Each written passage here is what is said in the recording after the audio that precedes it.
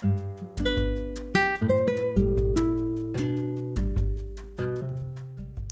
assalamualaikum warahmatullahi wabarakatuh. Kita masuk ke materi terakhir untuk perkuliahan kita, hukum acara pitun, ya, dan terkait dengan putusan pengadilan dan juga upaya hukum. Nah, kita masuk dulu ke jenis-jenis putusan badan peradilan. Sebelumnya, saya akan menjelaskan apa itu definisi dari putusan hakim. Ya. Jadi yang dimaksud sebagai putusan hakim itu tidak lain adalah merupakan sebuah pernyataan hakim sebagai pejabat negara yang diberi wewenang untuk itu, kemudian diucapkan di persidangan dan memiliki tujuan untuk menyelesaikan perkara antara para pihak yang bersengketa. Jadi di sini terkait dengan putusan hakim ini ada beberapa unsur ya. Yang pertama adalah pernyataan hakim sebagai pejabat negara yang diberi kewenangan untuk itu. Kemudian yang kedua adalah diucapkan di persidangan, dan yang ketiga adalah tujuannya untuk menyelesaikan perkara atau sengketa para pihak. Nah, bukan hanya yang diucapkan saja yang disebut putusan, namun juga pernyataan yang dituangkan secara dalam bentuk tertulis ya, atau vonis itu, dan kemudian diucapkan oleh hakim di persidangan. Nah, jadi ketika hanya sebuah pernyataan saja yang dituangkan dalam bentuk tertulis atau bentuk konsep putusan tertulisnya saja, itu masih belum mempunyai kekuatan hukum tetap sampai putusan tersebut kemudian diucapkan oleh hakim di persidangan. Sehingga apa yang diucapkan oleh hakim ya dalam bentuk putusan tadi tidak boleh berbeda dengan apa yang tertulisnya, bentuk tertulisnya yang ada di putusan itu tadi. Nah, sehingga hakikat putusan pengadilan ini sendiri ini merupakan ujungnya itu adalah sebuah putusan pengadilan. Nah, jadi inti, kemudian tujuan, kemudian hakikat dari segala kegiatan atau proses berperkara di pengadilan, baik itu dari mulai tahapan pendaftaran perkara, kemudian dilanjutkan tahapan litigasi, baik itu bacaan gugatan, kemudian jawaban gugatan, replik duplik, konklusi, dan pembuktian dan lain sebagainya, itu ujungnya intinya adalah putusan pengadilan yang memuat penyelesaian perkara yang memiliki akibat hukum bagi para pihak atau memiliki konsekuensi hukum bagi para pihak yang berperkara. Nah, pada dasarnya putusan pengadilan itu bisa dikelompokkan atau diklasifikasikan menjadi dua kelompok besar. Yang pertama adalah putusan sela. Nah, putusan sela ini merupakan putusan yang dikeluarkan pada saat proses pemeriksaan sedang berlangsung.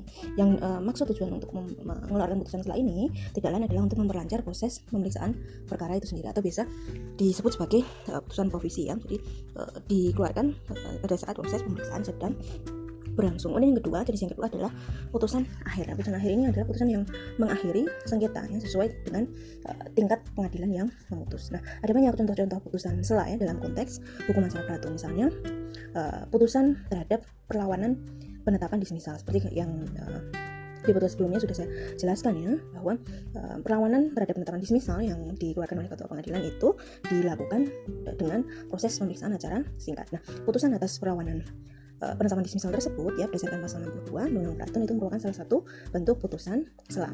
Kemudian contoh putusan sela yang lain adalah putusan hakim tentang eksepsi. Nah, ini juga putusan sela ya. Kemudian putusan permohonan intervensi bagi pihak ketiga yang berkepentingan bisa berada di pihak penggugat maupun tergugat. Nah, itu diputus dengan putusan permohonan intervensi. Kemudian contoh putusan sela yang lain itu adalah putusan penundaan atau skorsing ya. Dasar hukumnya pasal 67 Undang-Undang Pratun. Nah, ini juga yang nanti akan saya jelaskan ya sedikit tentang putusan skorsing dalam konteks hukum acara pratun. Nah, itu contoh-contoh putusan sela. Kemudian putusan akhir ya. Putusan akhir itu jenis-jenisnya ada 3. Yang pertama adalah putusan yang sifatnya kondemnatoir atau menghukum untuk melakukan sesuatu. Kemudian yang kedua ada putusan yang sifatnya konstitutif. Konstitutif itu maksudnya menciptakan keadaan hukum baru. Kemudian yang ketiga ada putusan yang sifatnya menyatakan suatu keadaan atau deklaratoir ya. Jadi secara umum putusan pratun itu sifatnya ada 3, ada yang kondemnatoir, dan deklaratoir, dan konstitutif. Jadi apabila suatu gugatan di petun itu dikabulkan, maka putusan pratun itu isinya amarnya adalah pernyataan apa yang menjadi hukumnya, kemudian sekaligus juga dapat menciptakan keadaan hukum baru atau bisa juga meniadakan keadaan hukum baru. Misalnya dalam pembatalan ya, jadi pencabutan sebuah KTUN ya, KTN yang dibatalkan. Nah, itu ada beberapa bentuk amar di dalam putusan tersebut. Bisa putusan itu sifatnya kemudian deklaratoir karena menyatakan objek sengketa yang dikeluarkan oleh pejabat tersebut yang digugat itu tidak memiliki kewenangan untuk mengeluarkan objek sengketa tersebut sehingga ilegal. Nah, ini merupakan putusan yang sifatnya deklaratoir. Nah, kemudian juga misalnya objek sengketa itu kemudian dinyatakan cacat prosedural atau cacat secara substansi. Kemudian objek sengketa tersebut kemudian dinyatakan tidak sah. Nah, ini kemudian jenisnya putusan ini adalah sifatnya konstitutif karena menciptakan keadaan hukum baru. Jadi objek sengketa itu kemudian dinyatakan cacat prosedural atau cacat secara substansi.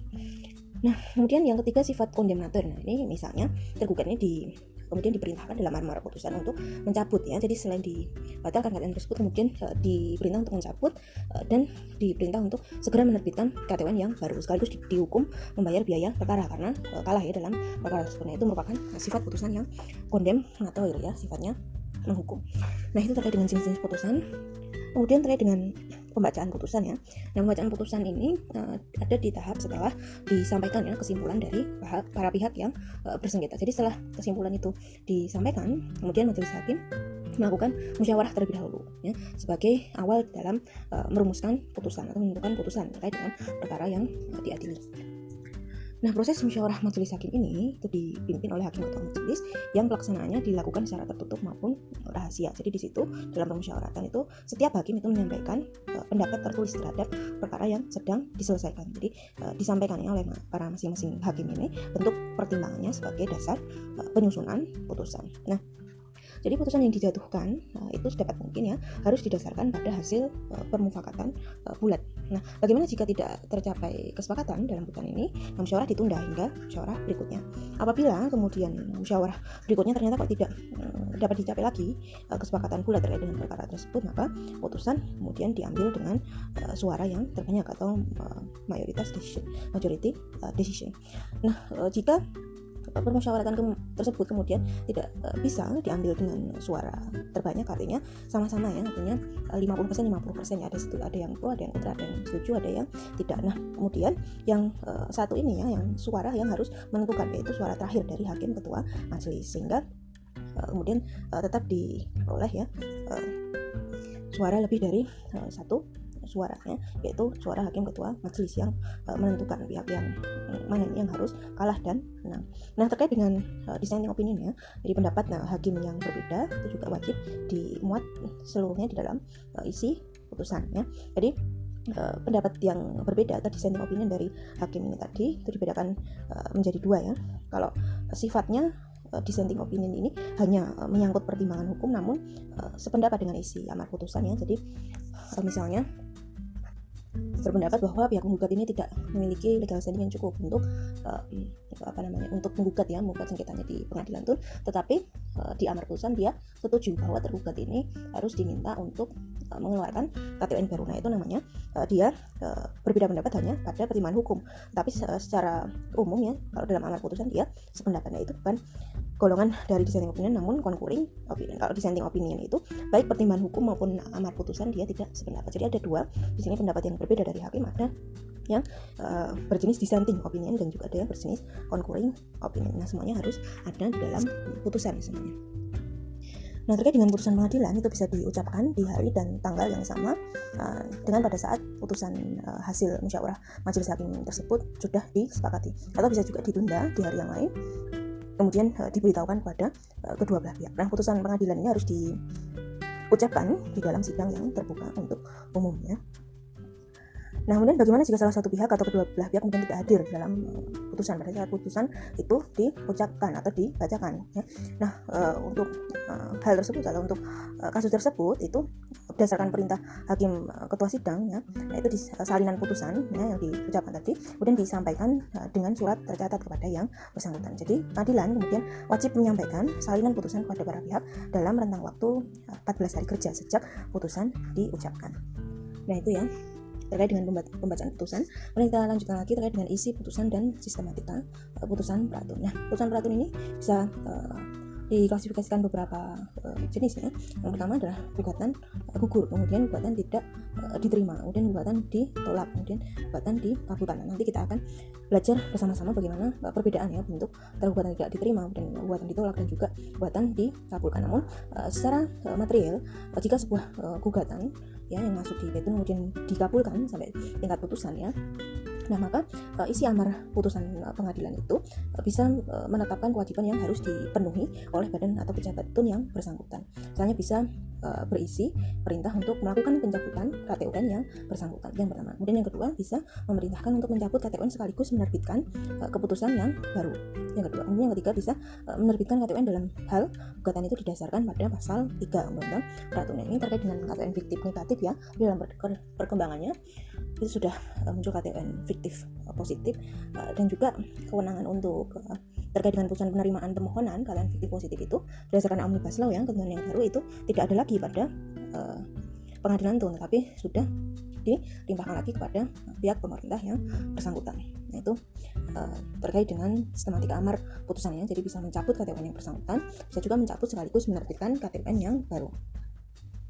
Nah, kemudian terkait dengan gugatan tidak diterima ya, atau niet onafhankelijk verklaard ya bahasa Belandanya. Nah, ini terdapat beberapa variasi sistematika putusan mengapa gugatan sampai tidak diterima. Yang pertama, misalnya dalam hal tidak ada eksepsi dari pihak tergugat, dan namun kemudian hakim memiliki pertimbangan bahwa ada aspek formalitas gugatan yang belum terpenuhi. Sebaliknya, misalnya ada eksepsi dari tergugat, tetapi sebelum mempertimbangkan eksepsi tersebut, hakim mempertimbangkan terlebih dahulu aspek formalitas gugatan, kemudian berpendapat bahwa ada aspek formalitas gugatan yang tidak terpenuhi. Nah, itu variasi-variasi mengapa gugatan itu tidak diterima kaitannya dengan aspek formalitas gugatan. Sebagaimana halnya dengan gugatan ditolak atau dikabulkan. Jadi tidak dipertimbangkan eksepsi yang diajukan tergugat, namun hakim di sini langsung mempertimbangkan pada materi pokok sengketa, kemudian menyatakan bahwa gugatan ini dikabulkan atau ditolak.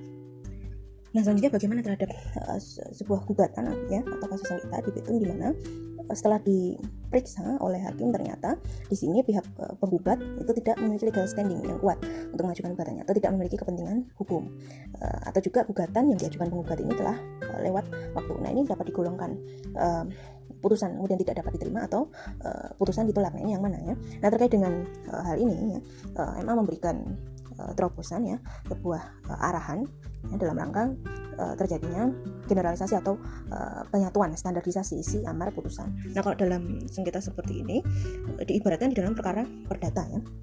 Kalau di dalam perdata misalnya sengketa yang tadi ya, ternyata gugatannya itu tidak memiliki legal standing yang kuat dan juga gugatannya itu telah daluarsa. Kalau dalam perkara perdata kemudian gugatan ini dinyatakan niet onafhankelijk verklaard atau gugatan tidak diterima, maka akan memiliki akibat bahwa setelah gugatan tersebut tidak diterima, penggugat masih memiliki hak untuk mengajukan gugatan yang baru ke petun. Nah, ini yang membuat dalam kasus seperti ini itu diberatkan seperti perkara perdata ya. Kalau misalnya ini dinyatakan gugatan tidak diterima, akan berakibat bisa diajukan lagi gugatan yang baru, padahal nyata-nyata penggugat di sini gugatannya itu telah daluarsa kalau dalam konteks acara petun ya, dan juga dia tidak memiliki standing. Maka ketika diajukan gugatan yang baru itu akan terus-menerus ya terjadi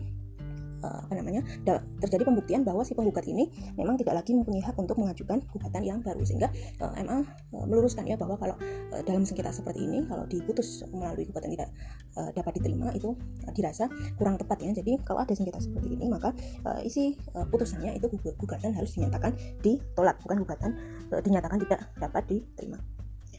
Nah, itu yang secara umum ya, perbedaan antara gugatan tidak dapat diterima dan juga gugatan ditolak. Kalau dia tidak dapat diterima, otomatis dia masih bisa mengajukan gugatan baru ke petun. Namun kalau ditolak itu artinya dia tidak bisa mengajukan gugatan baru dengan isi gugatan yang sama halnya ya dengan kasus sengketa misalnya gugatan itu lolos dalam proses dismisal sampai pada proses pemeriksaan perkara dan lain-lain. Kemudian di sini ketua petun ini menyelidiki ternyata gugatan ini sudah daluarsa ya, sudah melebihi tenggang waktu pengajuan gugatan yaitu 90 hari ya. Nah, kemudian juga isi putusannya sama, bukan berisi gugatan tidak dapat diterima, tetapi adalah gugatan harus dinyatakan ditolak. Jadi itu ada beberapa variasi ya dari sistematika putusan petun, apakah gugatan itu dikabulkan, ditolak atau dinyatakan tidak dapat diterima. Nah, kaitannya dengan perluasan kewenangan pratun sekarang ya, karena munculnya objek perluasan dari pemaknaan KTUN ya, selain perbuatan juga petun itu berwenang untuk menyelesaikan kasus tindakan faktual administrasi pemerintahan atau Onrechtmatigheid Overheidsdaad OOD, perkara OOD yang sebelumnya menjadi ranah kewenangan dari pengadilan umum atau peradilan perdata, kemudian dilimpahkan semuanya ke petun. Maka terkait dengan perluasan kewenangan pratun ini kemudian seyogyanya untuk bisa diurgensikan ya penyesuaian kaitannya dengan amar putusan pratun. Karena kalau hanya mengadili KTUN itu hanya sebatas dinyatakan batal atau tidak sah ya. Bagaimana kalau ini kaitannya dengan tindakan faktual pemerintah? Nah, maka perlu disesuaikan lagi nih, amar putusan peratun ini perlu diatur lagi ya, terutama pengaturan di pasal 97 Undang-Undang Peratun itu harus disesuaikan dengan perkembangan yang ada cara untuk menyelesaikan dan membuat amar putusan kalau itu yang objek yang digugat bukan lagi KTUN namun tindakan faktual. Ini yang perlu diperhatikan dalam amar putusan. Nah, sehingga pada dasarnya hal-hal yang harus dimuat di dalam isi putusan peratun itu dapat dikelompokkan menjadi 3 kelompok besar. Yang pertama adalah harus berisi identitas para pihak yang bersengketa.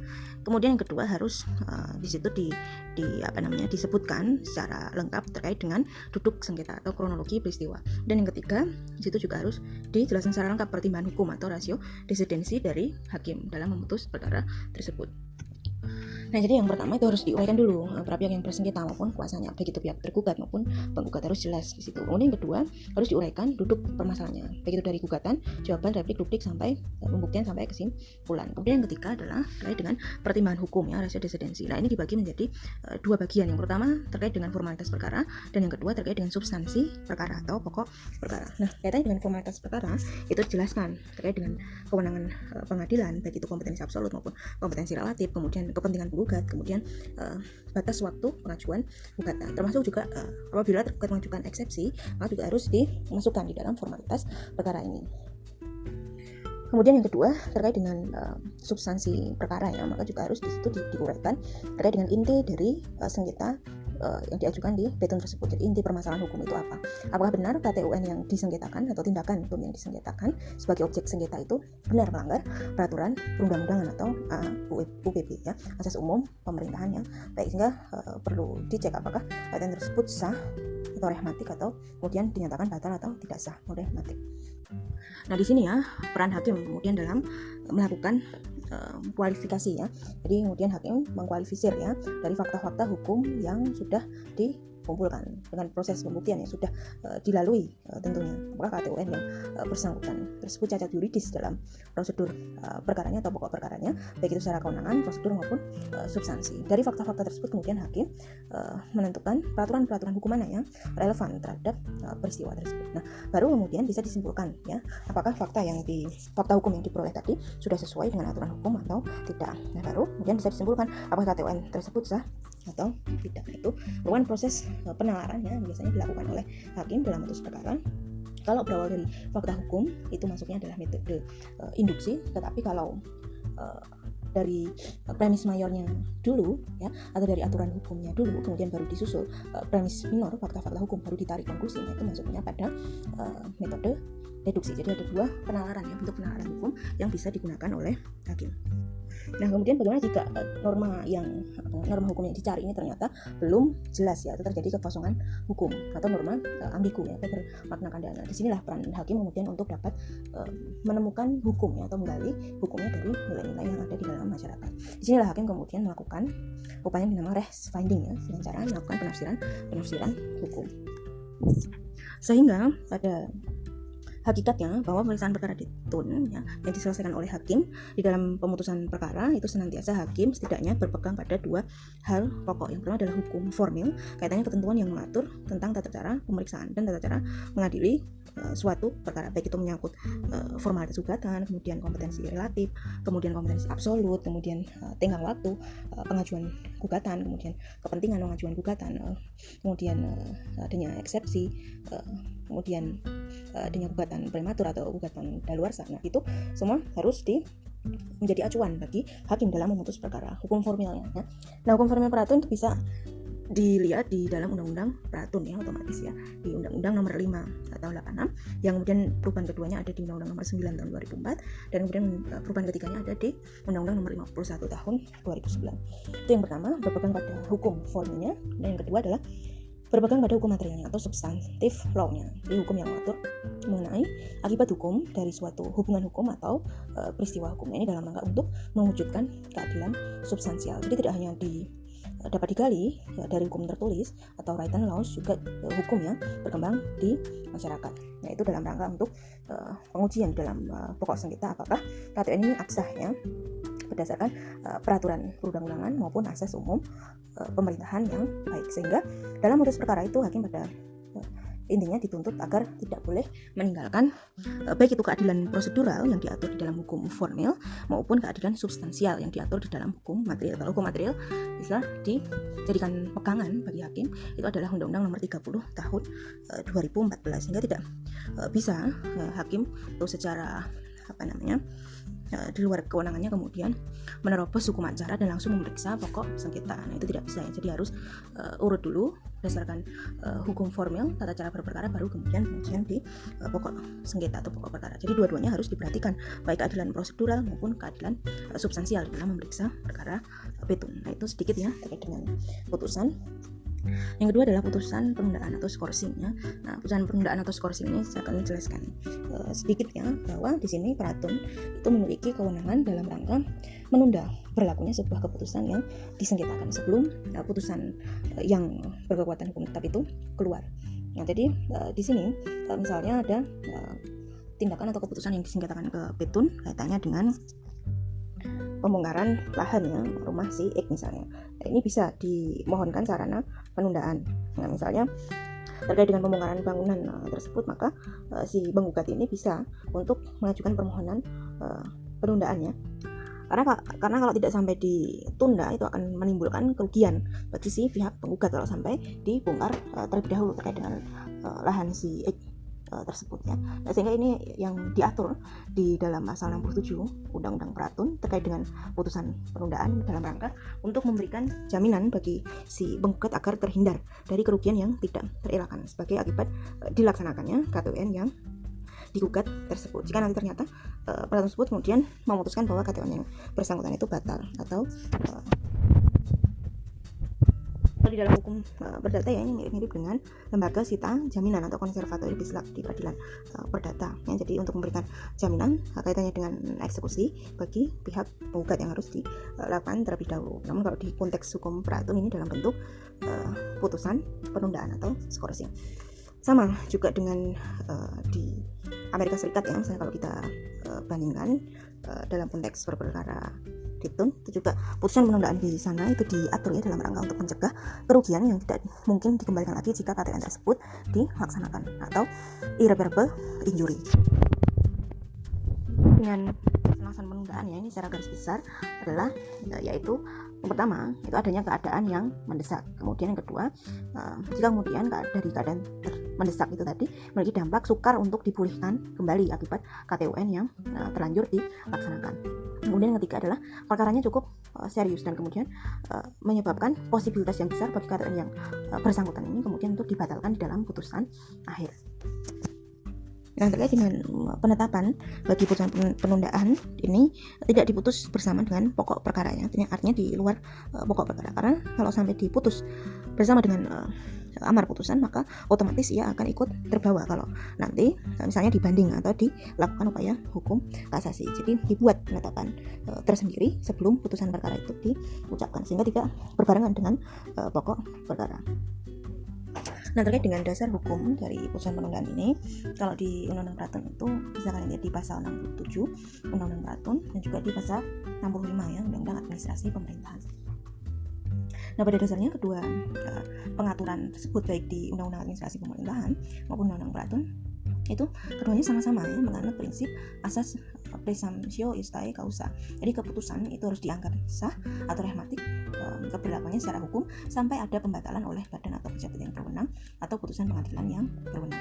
Di dalam pasal 67 ya, itu diatur pada pokoknya bahwa terhadap permohonan penundaan KTUN itu secara umum bisa dilakukan pengabulannya jika terdapat kepentingan yang mendesak yang mengakibatkan kepentingan penggugat itu sangat dirugikan apabila KTUN tersebut dilaksanakan. Nah, juga tidak dapat dikabulkan jika itu menyangkut kepentingan umum dalam rangka pembangunan yang mengharuskan dilaksanakannya KTUN tersebut. Jadi tidak semua perkara itu dapat diajukan permohonan penundaan putusan.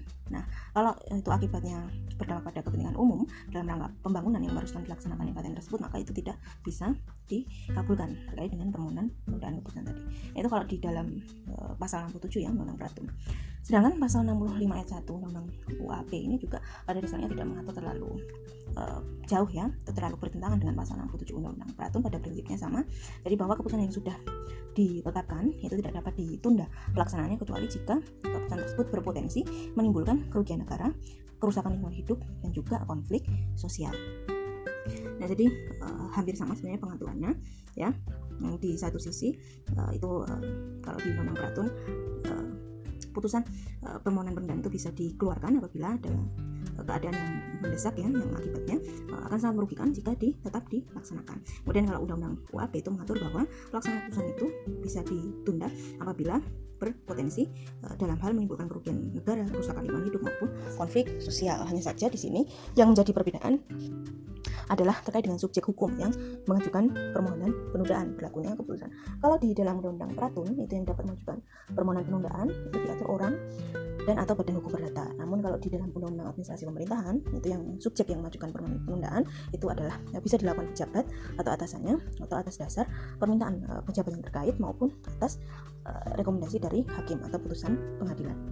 Sehingga dalam pengaturan ke depan itu juga harus disesuaikan lagi ya kaitannya dengan objek sengketa tun yang dapat dimintakan permohonan penundaan maupun juga terkait dengan subjek yang dapat melakukan permohonan pelaksanaan penundaan ini harus lebih diatur secara detail atau jelas.